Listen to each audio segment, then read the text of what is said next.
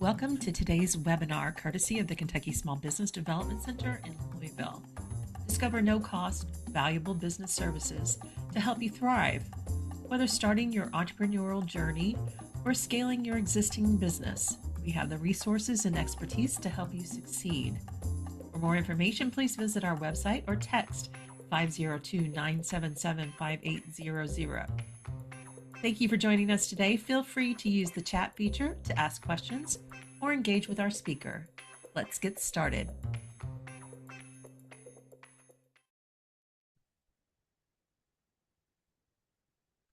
Hey, welcome everyone. I'm Dave Atkin. I'm the director here at the Louisville Small Business Development Center. Thanks for joining me today. Another Toolkit Tuesday. And as always, I'm joined with my good friend and coworker, Janet Flaw. How are you, Janet? Hey Dave, how are you? I'm doing pretty good. I'm back from the holiday weekend. It was kind of a rain out for the most part, but still good. Long holiday weekend. That's nice. Any holiday's a good holiday, right? Well, thanks for joining us, everyone. And see everybody kind of popping in. The numbers are going up. If you wouldn't mind, just so I know you're out there, if you look at the bottom of the screen, you should see the little chat button. Just hit that chat button there and tell me your name and where you're joining from. So I know you're out there and you can see and hear me. Looks like people are popping in and got a bunch of folks. Hey, Jennifer. Jennifer's in Wisconsin. She has a great tea business. I mean, she is an expert on tea. So hit Jennifer up. I did. Hey, Kristen. Hey, Kristen Gilbert. They have a great gelato business. Good to see you, Lakita, right from Louisville today, other than Wisconsin. So hope everybody's having a good Tuesday. Glad to have you. So today we are going to do something a little bit different. So as we go through this today, if you have any questions or comments, put them in the chat. I'm going to try to keep an eye on that. Maybe Janet can help me as well. But today I am going to talk a little bit about some things I've been working on. And these last few years, it's been kind of an epiphany for me, and I've dug into a lot of things. And I just kind of want to share that with you. And so let's see if I can't get this lined up here for us. There we go. I think it's working. So yeah. So again, questions, comments, let's put them in the chat. But what I want to talk about today is what I'm calling the Founder First Business Plan. And so usually when I start out something like this, I always talk about like who's this for? Who are we talking to? And I'm going to be super honest with you guys. This is really for me. I am really passionate about drilling into this idea of think of yourself first and build your business for that. I have a unique experience, and I think it makes me uniquely qualified to talk a little bit about this. I've had a long career in business ownership. I've built and owned, tons of businesses, both large and small. I have a problem with saying no. I always say yes to opportunities. I'm an opportunity hound. It's a real fault of mine. So one of my earlier businesses just grew to immense proportions where I had about 80 people working for me. We operated 7 days a week, 24 hours a day. So it was kind of a food manufacturing business. And all day long, we were doing it all day long. And I also, at that time, saw other opportunities. I added other businesses in the mix. And I was at a point where, because of my inexperience and my stupidity, everything came through me, and I just basically almost killed myself. My health suffered, my relationship suffered. Actually, the businesses suffered too because I wasn't at my best. I eventually sold that business and then did the same thing with another business or so. But really, what the biggest slap in my face was when the pandemic hit and the world changed, and I really had to think through things. And was surrounded with a lot of people that were really smart and helped me see a few things. So I've really been looking into this, thinking about the founder first business plan. So here's my philosophy, the core philosophy, what I'm trying to talk to you about today. And again, what we're going to talk about today, most of it's just it's not new. It's things I found. I'm just trying to plug them together in some sort of way that can make sense for you and me. And so I invite you to take things away. If you think something is ridiculous or you tried before, don't use it. I mean, it's all about what works, what's worked for you. But my philosophy is this: a business cannot outgrow the health, focus, and capacity of the person running it. That would be me. When I look back at those days where I was being crushed by pressure, I was exhausted, I wasn't sleeping, all I did was work. I mean, I was definitely not at my best. I mean, I had trouble making decisions. I couldn't see opportunities. My creativity was gone. That's how I lived. Have you, anyone, experienced that situation? So has anyone been there, had that feeling where, your phone goes off and you know it's nothing good. You have that pit in your stomach, the dread and the exhaustion, falling asleep all the time. If you've had that, give me a thumbs up or put a yes in the chat. Or if you haven't, good for you. But no, I'm doing great. Put that in the chat too. I want to know. I want to know what you guys experience. Have anyone been there like me? All right. Absolutely. Kristen says yes. Yeah. Anybody else? Just me and Kristen? Everybody else good? There we go. Yeah. Unfortunately, yes. Absolutely. Um, so a couple of things that I've thought through, and we'll have a conversation here and work through some things. So I don't want this just to be me just talking. We're going to do a couple things, but um, I found that internal alignment, if I'm doing things that feel good for me and fit within my values, I get more done. I do better. I'm more creative. So internal alignment is a fuel for external growth. That's the thing. That's why it's founder first. So just to prove my point, this is what I call the grim arithmetic, the numbers. This is data from Harvard Business Review and a couple other sources, but 72% of founders report mental health impacts. Am I feel that way? I mean, I do. I mean, when I was in the worst, I mean, I know I was depressed. I had severe anxiety issues. Anybody feel that? Anybody been there? Feel like they had some mental health impacts? And I've also noticed that even after the time has passed, let's say once I sold that business, I kind of carried that trauma with me in other things that I've done in the future. That trauma sometimes held me back, I think, because it was so hard that I may have passed on some things I should have done or made some bad decisions because I had that trauma within me.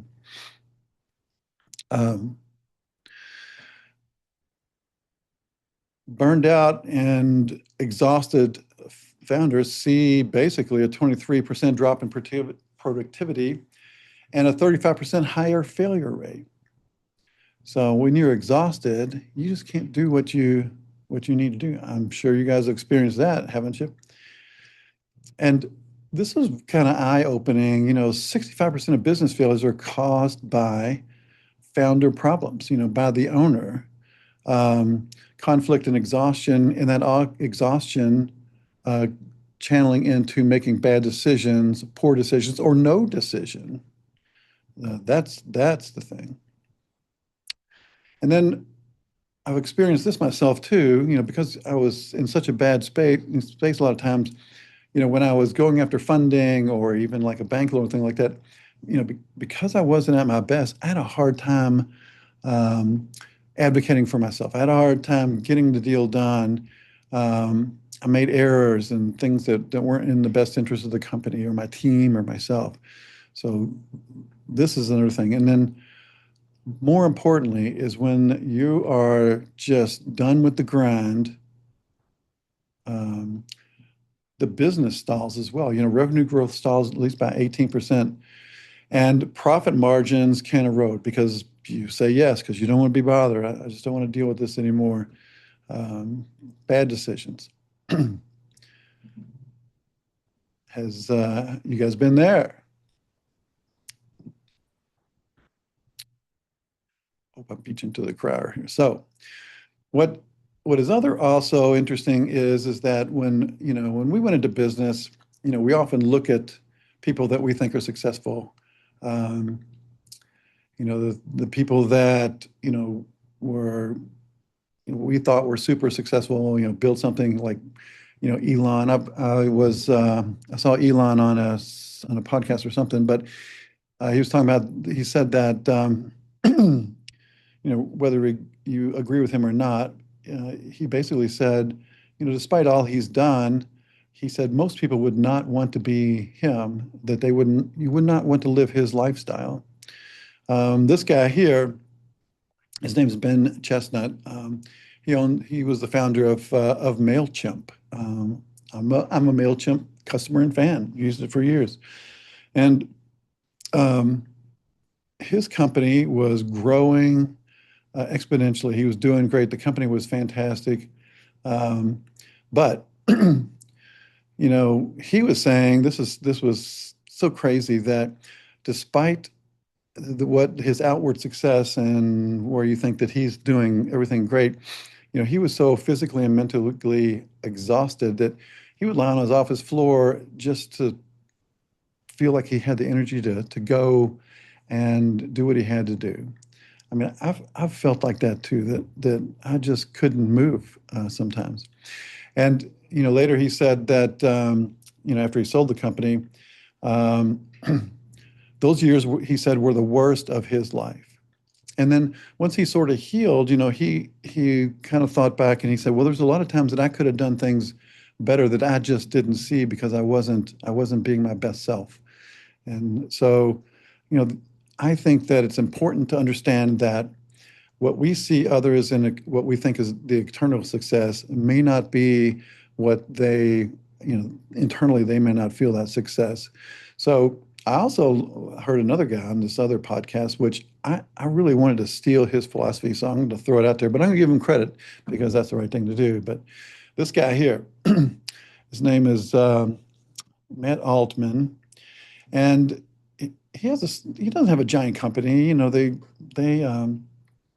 kind of a regional company in the Phoenix, Arizona area. I think he has about 70 employees, and he went from zero to this fairly quickly, and he realized that chasing revenue and growing this business was maybe not the right thing for him and his company and his team. So he realized that if he, even though he achieved everything he wanted to achieve with like the successful business, the money, the nice car, all that stuff like that, if he still was uncomfortable in what he was doing, with the things he had to do in his business, he said the pit in his stomach, the anxiety, all that was effortless. The life he was leading was not worth what he had to go through to get that. So what he did is he kind of flipped his mindset in that, he wanted to use his business principles, but he wanted to use it in a different way. And he called it, his happiness and gratitude in life. That was the profit. That's what he was going for. And the material things were just a revenue of things to sort of get there. And so he put this into play in his business and his life. And this is something I'll talk about a little bit later, but it is a really good philosophy to put in life. He also adopted this buffalo mindset, which I like, and because no matter how intentional we try to be and how hard we work to bring joy into our life, hard things are going to happen. I mean, that's just the way it is. There's always going to be problems. There's always going to be a challenge.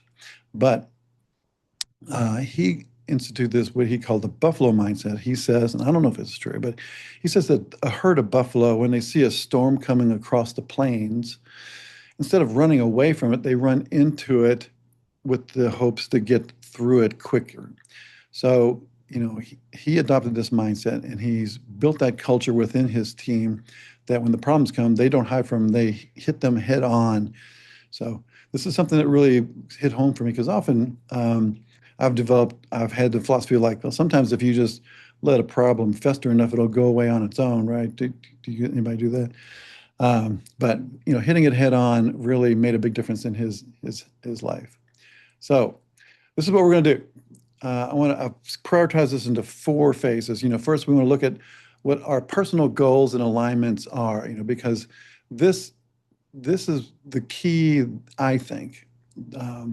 It's like if I am misaligned with the business, how the business is forcing me to be with what my personal goals and my personal values are, I'm going to be miserable. I'm not going to excel at what I do. So I want to identify what it is that is bringing me joy and that helps me be the person I want to be.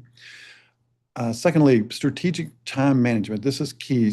Once you understand what your goals and alignment is, I want to align my time with action and accountability in a quick and easy way. And then, I want to add in here, I didn't want this just to be like a quick and, personal time management sort of thing, but, I'm trying to put this together in personal as the founder, plus what are the financial and sales goals that we can use to as part of our goals and alignment. So I've always fallen into this trap. If I can just sell more, I'll be in good shape. If I can only get more customers, I'll be doing great. But I've learned from dealing and meeting with about 350 companies and clients a year, I've learned that is probably not the right mindset to go. Selling more often is the wrong thing to do. And then once we want to figure out how we can scale these things to be aligned, our business aligned with where we want to be. We want to be the operator of the machine, not the cog in the mechanism. Okay, so phase 1, everybody ready? All right, phase 1 is goals and alignment. So when you're starting a business or if you are operating a business, I think it's time to really step back and think about what it is you want out of this business. We want to begin with our personal goals because when I started a business, I'm after certain things and think about it think about it as well.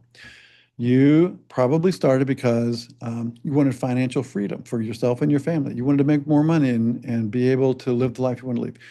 You also wanted time freedom, right? You wanted freedom to, do your own thing, to make your own decisions, be in control of your time, not have to show up like your previous job when you had to be there at 9 o'clock. You can control your own time. And then lastly, you thought this was going to be fun. It was going to bring you joy and fulfillment by jumping in this endeavor and doing something that you were probably passionate about, that you thought you could make a difference in. So I think, in my experience, 99% of the time, those are things I started out with, but were those the things that I ended up with? Often not. Does everybody think about that? Like that, give me a yes or a no. Those are the things that I wanted, and did I get those things in your business? Was that a yes or a no? All right, Taryn says yes. All right. So when we are misaligned with our business, that's when we have burnout and unhappiness. That's when we dread going to work, which we want to avoid that. So we need to create like a purposeful direction. We want to design our business as a life tool so that we can, live the life we want. Now, if your goal is to be Elon Musk, if your goal is to be a billionaire, that's your thing. Um, but the life that you have to lead, the things you have to do to get there are sort of probably out of alignment. You know, you have to give up so much to get that I don't know if it's worth it. I think that when I launch a business or buy a business or whatever I'm doing, I want it to add to my life. I want it to, you know, give me those three things, you know, financial freedom, time freedom, and fun. Um, so I don't need to be a billionaire to do that. I just need to make some sort of money based on, you know, my personal goals.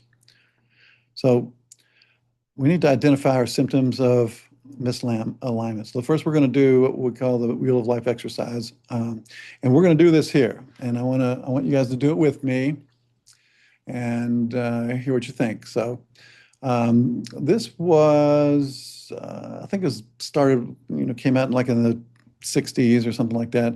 It's getting sort of gotten popular. I like to do it like once a month to kind of gauge where I'm going. Secondly, we're going to build a love-hate list. This is the most important thing you can do with me today and forever. And then we'll put together a little plan with a start, stop, continue audit.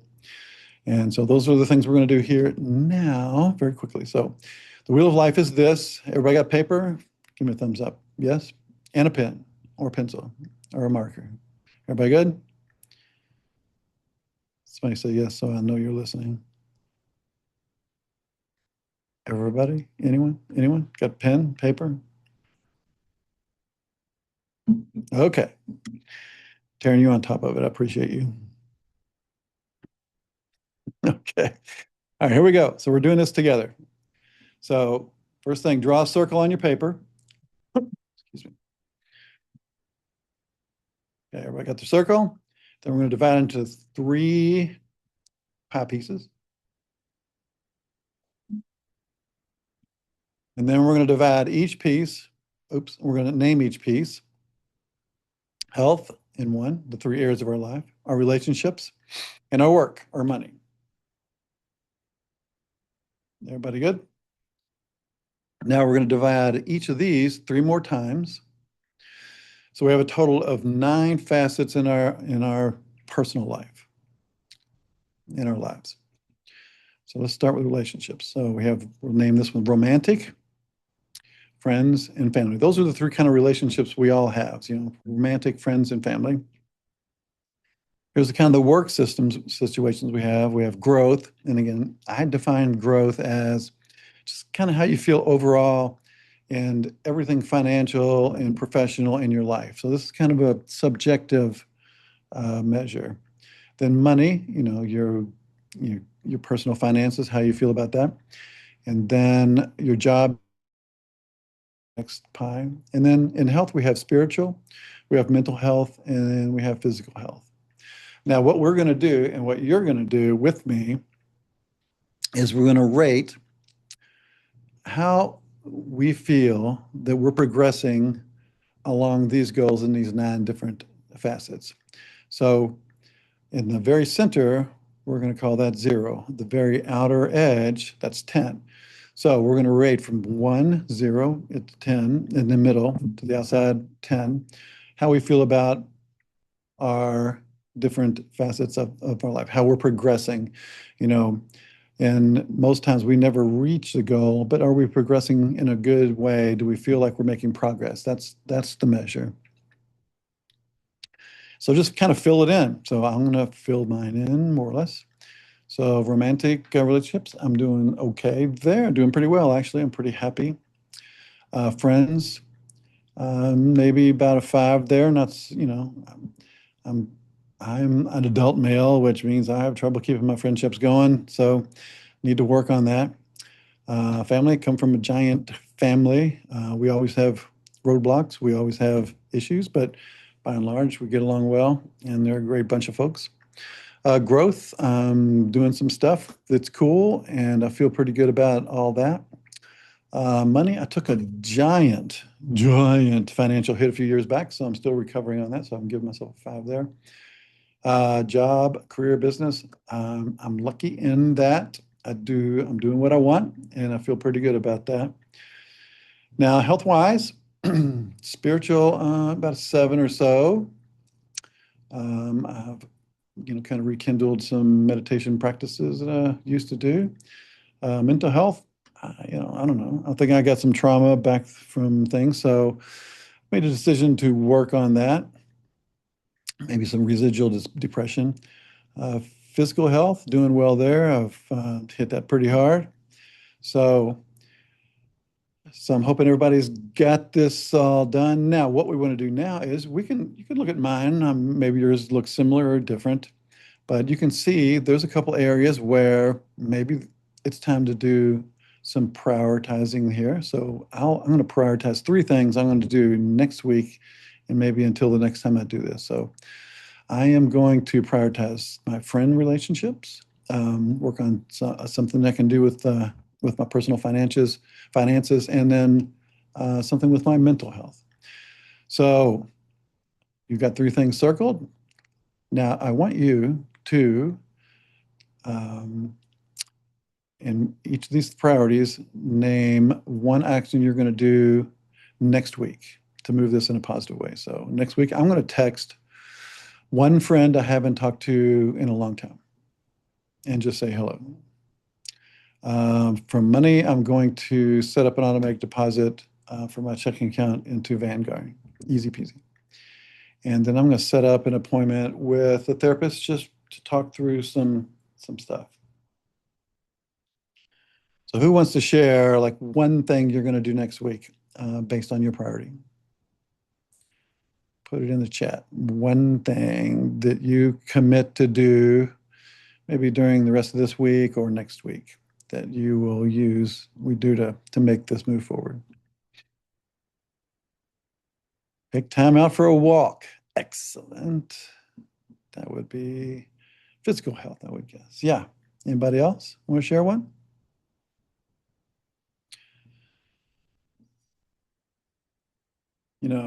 Writing these things down makes them real. Time out for money, health and spiritual. Okay. All right. Good stuff. Okay.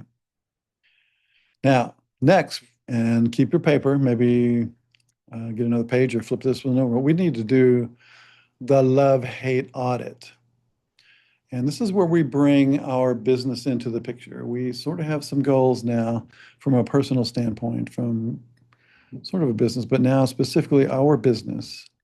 We need to do a love-hate audit. And it's as simple as this. And then, so 2 columns on your page. On the left side, we want the positive. I love it, brings me energy and joy. So, and the second one is I hate it. It drains my energy and I dread doing it. So think of everything you do. Let's start with the positive on I love it. During the week, during a day at work, just see if you can quickly come up with 10 things. I'm going to give you like a minute that you love doing at work, or what are the things that bring you joy at work that you look forward to doing. Maybe it's talking to a specific coworker, or maybe I enjoy talking to or dealing with customers, or maybe I enjoy the particular craft I do, whatever. So I'm gonna give you like 30 seconds. Give me 5 or so things that bring you joy.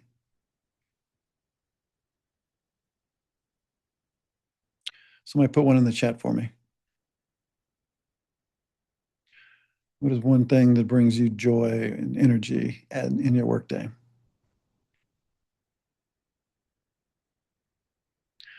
Designing flavors. Yeah. Friends. Good. Yeah. Awesome. Hey, Prila. Nice.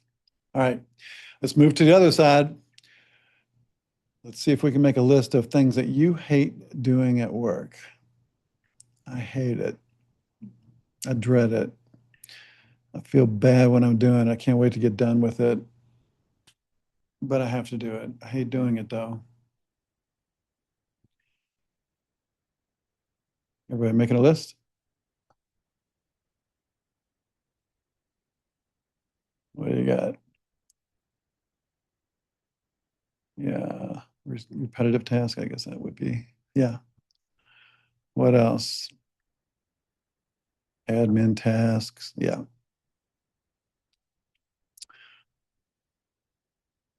I'll tell you what I hate is calling people for past due balances. Ugh, ugh.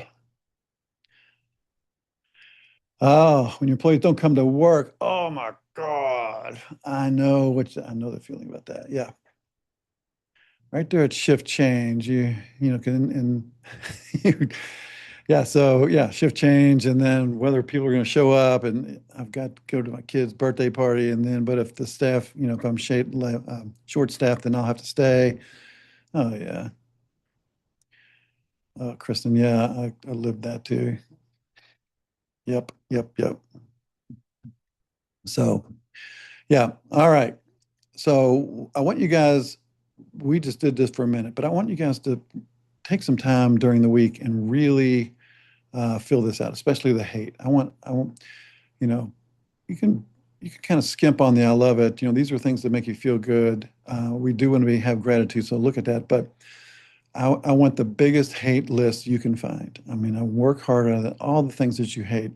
The bigger the list, the better off you're going to be. So just do that. And the next step in that is that we want to be intentional about what we have. So we want to just look at the all the things that we hate. You know, what are the things that we can, you know, eliminate? Make a list. You know, what are the things that we want to keep doing and double down on um, in our hate list, in our energy and giving list. And then on the double down column, some of the things that we um, put on our I love it list, often those are the ones that really drive revenues because, you know, they give us energy. That's where we come, you know, our creativity comes through. So those are things that we want to double down because often those little tasks, those things that we do well, bring in 80% of the value in your business. So, you know, circle one item on your hate list. We're going to put this in the list we did with the circle of life. But um, think of one thing that you're going to hate from your hate list that you're going to stop, delegate, or automate within the next 30 days. So make make that move there. So next, we're going to think about our strategic time management with some of the goals that we had and how we're going to dovetail that um, with our work day and our personal life. So um, here's something that I've written about a lot is this, you know, your business plan is really your calendar. You know, when I talk to clients, I'll, you know, ask them about their business plan and what their plans are. They often have all these plans, but I can look at their calendar and I can see if they're going to hit their goals or if they're making progress on their plan. Because if it's not on that calendar, it's generally not going to happen. So you have to prioritize what you're going to do with your time and your goals. But it's most important that you start with your personal goals. You know, I would integrate the goals from the wheel and then integrate that into my calendar. And the biggest game changer for me was this, and I call it the ideal week calendar. Other people have different names for it, but um, here at the SBDC, we use Outlook. You know, maybe use Google Calendar, but it's all sort of the same. Um, I have two calendars that I have to manage for two different departments in a way. And so in Outlook, I can show both those calendars at the same time so I can see what's going on. And what I've done with the ideal week calendar is I've created a third calendar and I start with that because that is, you know, the big rocks calendar. That's when things come in place before I do anything else. And so my personal goals are on this calendar first and they are my non-negotiables. So if you look at my calendar, my first is gym. I get up and I go to the gym. That's what I do. That's my first thing on my calendar. Then I come back. Oh my gosh. And then I do reading and meditation. Then I have all this white space. And then the other non-negotiable is I have my client blocks where I'm going to talk to people, and then gym again. And then in the evening, I have some non-negotiables, which I didn't put on here, but um, Tuesday night's date night. So that's a non-negotiable. I don't put other things in there. So this tells me that other things are within this white space, but these are the things that are non-negotiable. I don't and can't book anything in these spots. So this overlays my other calendars and drives everything else. Then I can just put in other things that are kind of standing or important things, but think instead of tasks, think of blocks of time. So if you look over here on Monday, I needed to put together a US bank proposal. Now, normally that would just be on my to-do list. And then I may or may not get to it during the day. That was my problem. But once I booked a meeting with myself and gave myself an hour to work on that thing exclusively and block out other distractions, then most likely that would get done. So think of those things that you need to book in blocks of time, put them on that calendar and make a meeting with yourself. Also, block time for deep work or batch time with instead of answering your emails all day long when the notifications come, just say between 4 and 5, I'll clear my inbox. That's another thing you can do. The other thing that's key with the ideal week calendar is this Sunday summit ritual. And I'm sure you've heard this, but I have the day is one the night before. So I have this Sunday ritual that has really worked well with the calendar and keeping things on track. And so Sunday mornings early, I'm at Starbucks, Frankfurt Avenue, come visit. And I spend about 30 minutes doing what I call the Sunday Summit ritual, where I look at the week coming up ahead and kind of think through what I need to do. The first thing I do is in my notebook, I do what I call a brain dump. I write out anything I'm thinking about, stuff that's on my mind, tasks that I should do, just dump it all out. And that helps me plan within the white spaces on my ideal week calendar. And then, I always schedule my non-negotiables for commitments first, the family, the sleep, the workout, and everything goes around that. So, and then at the end of the day, we'll talk about this too, but, plan the day, but, getting your week so you understand what's coming up, and be able to plug those things in. This is a recipe for greater success, guarantee it. So do your business blocks of time as well, revenue driving time. So these are the high leverage stuff that you as a business owner should be doing, like the sales work. You should be customer facing. Those are block out time to do those things. And then, if you look at any biography of any really high profile CEOs, they always have thinking time, time where they can just sit and think about things and plan. And then they always also have recovery time. You can't just grind all day long. Think of Ben Chestnut, all day long, bam, bam, bam. You have to build in some recovery time within your day. So this is all part of the Sunday Summit ritual, just plugging that all in during the day. Phase 3 is what I call financial and sales protection. And these are simple things that I want to share with you. You're welcome to use them or not. But instead of thinking about growing, financial protection in my mind is lowering the break even, making your business, more resilient and more efficient. So again, I am so guilty of this. All I want to do is grow, is sell more, never say no. You got a need, I'll fill it for you as long as you pay me. That I've learned can be a recipe for disaster. That, some people thrive on it, but generally when that is the mantra, sell more, it generally doesn't equate to more profits. So it's important to understand all the different levers of your business in an easy way as a non-CFO, as a non-accounting guy, that I can make decisions. So we have some levers that we can press, but we need an easy way to look at that. And this is what I use is basically a break-even calculator. This is something through a series of events I kind of developed several years ago. And it allows me to look at the business and make decisions. This is not accounting. This is not taxes. There's no wrong way to do it. You do what's best for you. But what I want to do is I want to ask the question instead of how can I increase sales, because that's the question I get from every person I talk to. But I want to flip that and say, how can I operate on less and still make this business work well and fall within the goals that I have for myself as a person?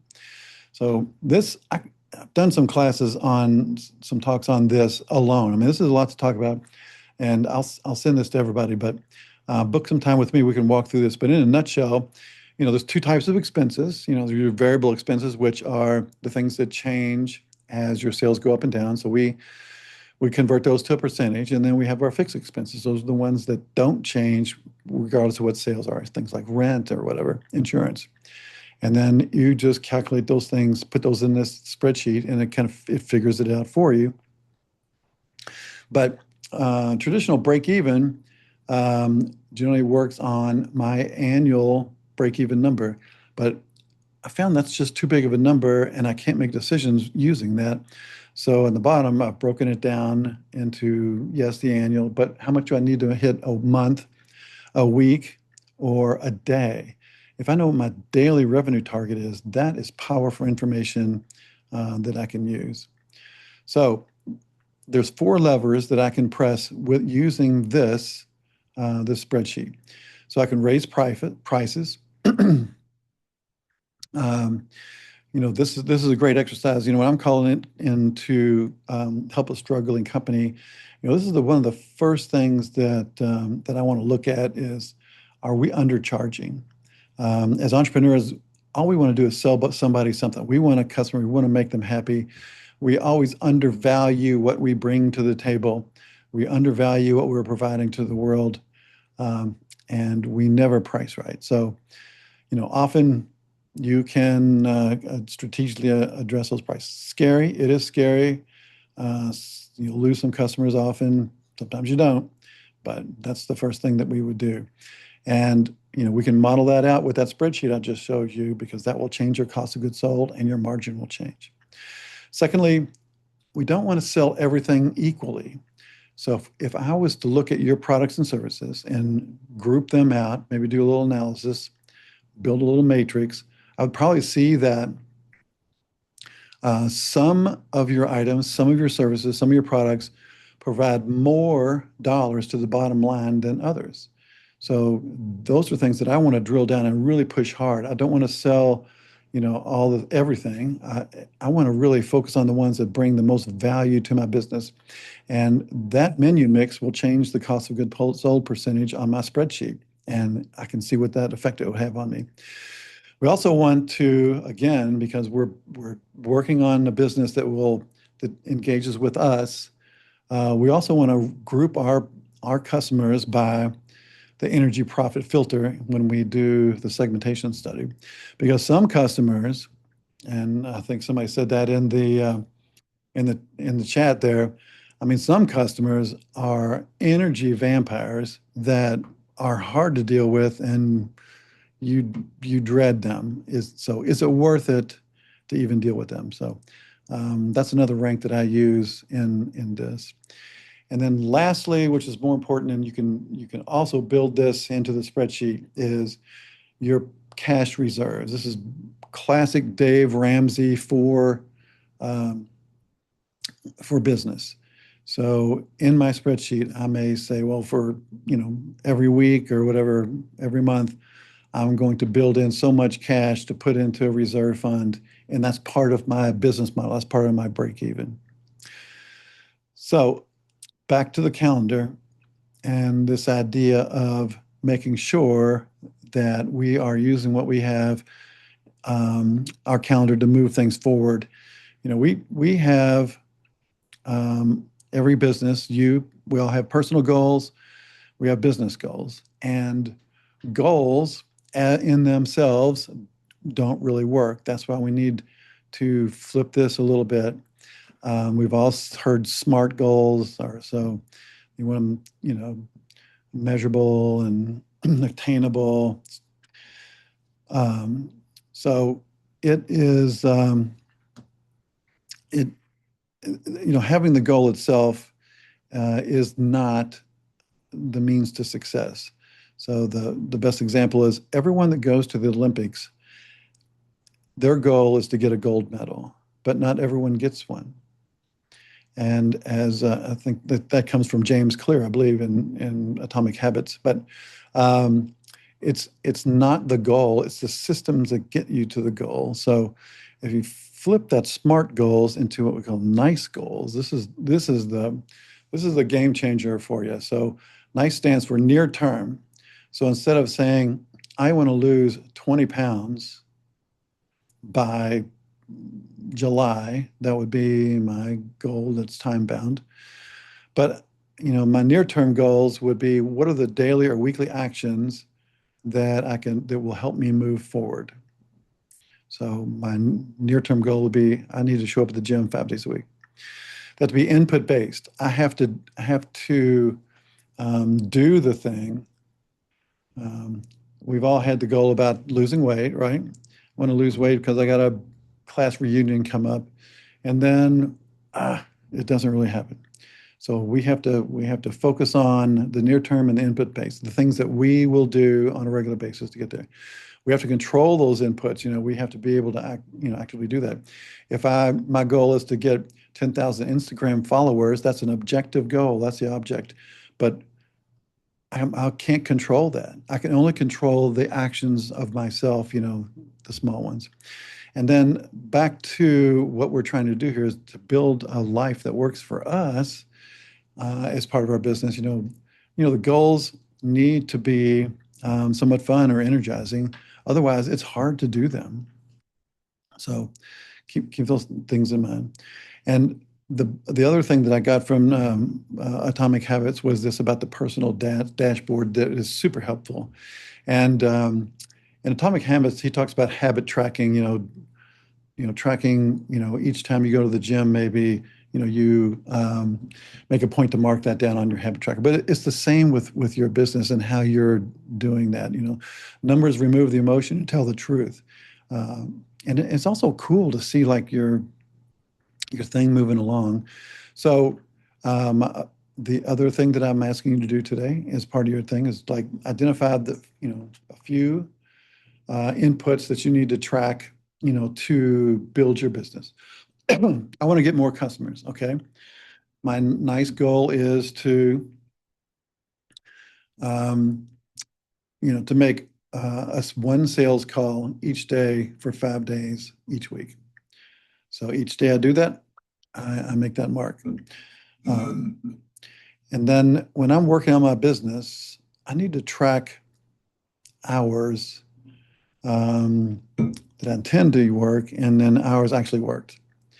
We really dropped the ball on this idea of time audits. So look up time audits. I mean, this is a eye-opening tool. If you just audit your time for a week or so, it will be eye-opening. And then lastly, getting kind of close to time here, but how do we scale and build this business a little bit differently? I'm not saying that all this is easy. It's going to be slow, but here's where we want to go. We want to buy back our time. There's a great book by Dan Martell that I recommend you reading. But the first step is we want to automate as much as possible. Our first hire should be automation. And there's a bunch of tools out there and AI tools like Zapier where you can plug in. It's pretty easy. I use it quite a bit. Where different softwares so that they talk to each other and share information. It's great. it saves a ton of time. So personally, I used to, you know, personally track, clients on where I needed to reach out and do all those other things. Now, if you get on my calendar, everything just kind of takes off on its own. You sign up, you get a welcome email, you get some reminders up to the date. You'll get like a little questionnaire of, what it is I need to do to help you out.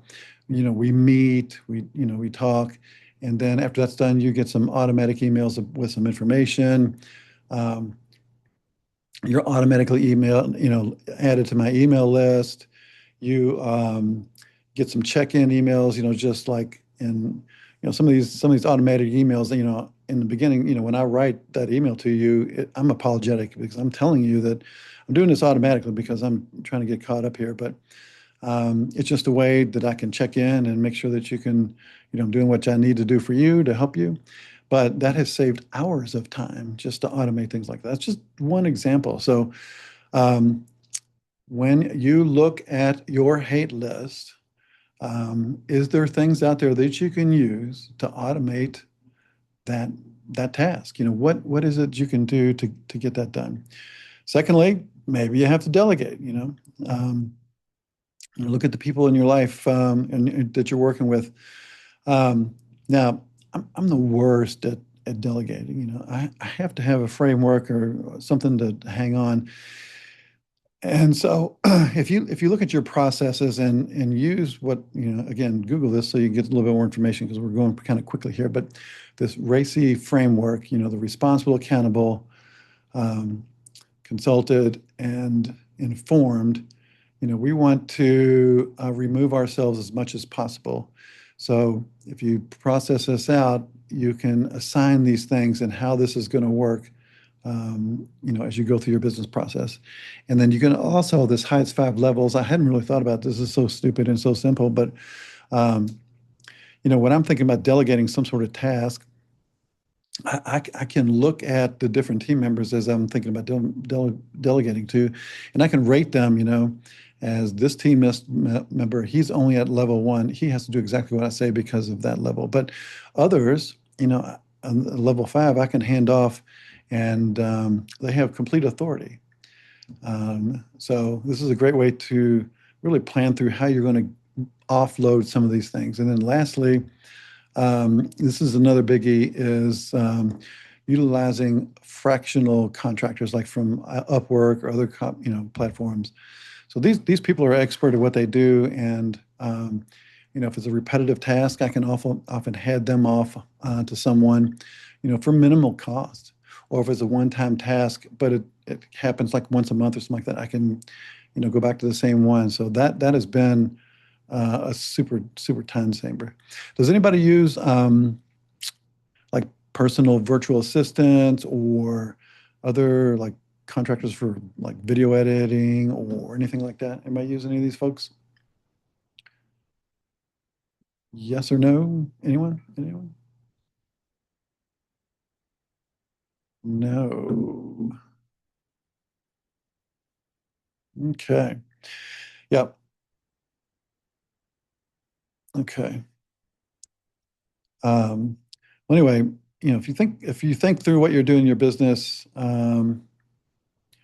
to um, your process, I mean, that's how you can kind of maybe find those things out. So, and then lastly, I'm going to leave you with a couple of rhythms that you can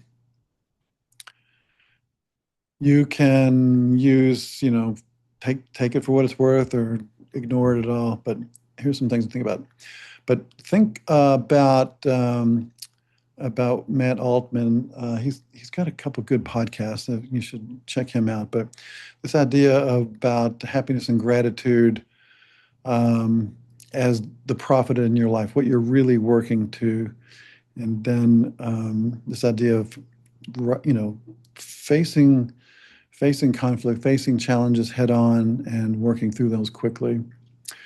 Um, Make sure that you think about recovery and shutdowns.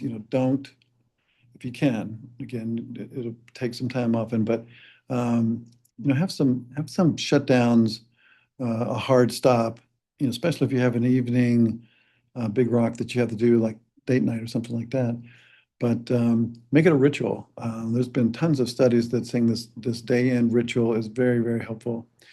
And the other thing is I've been reading a lot about this and this idea of having an electronic desert at a certain time in the evening really helps your focus and helps you go to sleep. So if you can shut down electronics, I try to do it like after 7 or 8, but 60 minutes before bed is a good one. So that is it, folks. I hope you found something of value here. And if you hover over that QR code there, you can jump on my calendar and we can talk about this stuff.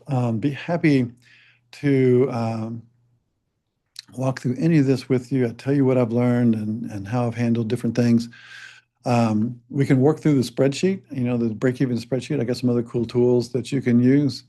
And again, the spreadsheet is a big game changer, and I think you'll find out that it is too. But so I'd be happy to see you. I mainly do Zoom calls. You can just get on that QR code. You'll see my calendar. You can pick a day and time that works best for you, and I'd be super happy to see you. So that said, any questions or comments that we need to talk about? I hope this was good.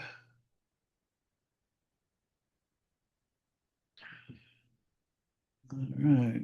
Thanks, Kristen. Kristen says super helpful. Great job. Okay. Rilla, thank you. Okay. All right. Well, okay. So again, my big takeaway is pick one thing from your I hate list and do the best you can to either stop, delegate, or automate that one thing. Just improve your life. Just try that one thing. So I